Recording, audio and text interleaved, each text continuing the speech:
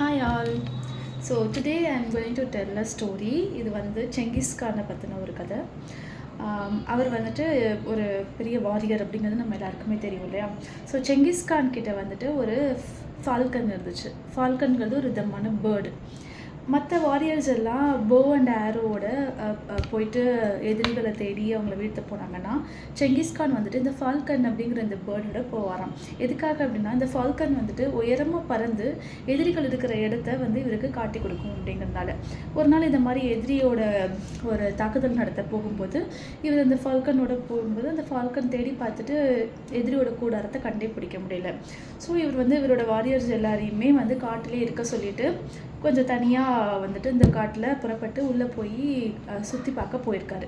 அப்போது திடீர்னு ரொம்ப அன்றைக்கி வந்து ரொம்ப ஹாட் டேவாக இருந்ததுனால என்னாச்சா, அவருக்கு ரொம்ப தாகம் எடுத்துருச்சு, ரொம்ப டயர்டாயிட்டார். எங்கேயாவது தண்ணி கிடைக்குதா அப்படின்னு தேடி பார்க்கும்போது ஒரு சின்ன பாறையோட ஒரு இலை வந்துட்டு இது மாதிரி தண்ணி கசிஞ்சிருந்துருக்கு.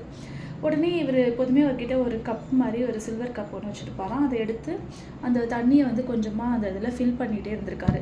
பாதிக்கு மேலே ஃபில் பண்ணி குடிக்க போகிற சமயத்தில் இந்த ஃபால்கன் வந்து அந்த கப்பை தள்ளி விட்டுருச்சு. இவருக்கு ரொம்ப பிடிச்ச பேர்டு அது ஆக்சுவலாக. சரி, அதுக்கும் தாகமாக இருக்கும் போல் அதுவும் குடிக்க வந்திருக்கு, அதனால தான் தள்ளி விட்டுருச்சு அப்படின்னு நினச்சிட்டு விட்டுட்டாரு. மறுபடியும் வந்துட்டு பிடிக்கிறாரு.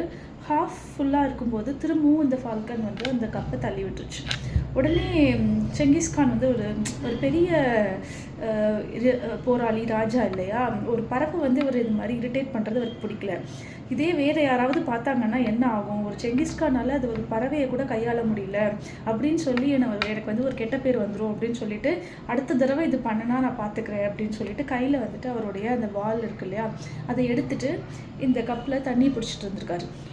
திரும்பவும் ஒரு ஹாஃப் கப் ஃபில் ஆனோடனே இந்த பறவை வந்து என்ன பண்ணிடுச்சு, அதை தட்டி விட வந்தோடனே ஒரே விசையில் அதை வெட்டிட்டாரு. பறவை செத்து போயிடுச்சு.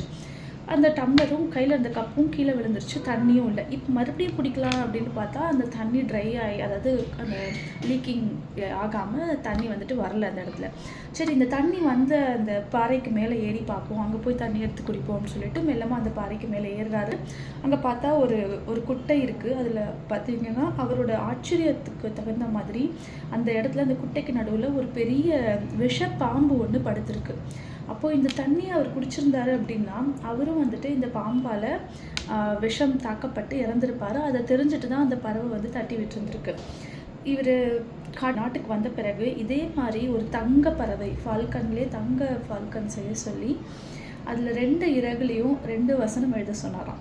ஒன்று என்னென்னா, உங்களுக்கு பிடிச்சவங்க ஒரு சில சமயம் உங்களுக்கு பிடிக்காத ஒரு விஷயத்த செஞ்சால் கூட அவங்கள நீங்கள் அதுக்காக வெறுக்கக்கூடாது. அவங்க எப்போதுமே உங்களுக்கு பிடிச்சவங்கள தான் நீங்கள் வச்சுக்கணும்.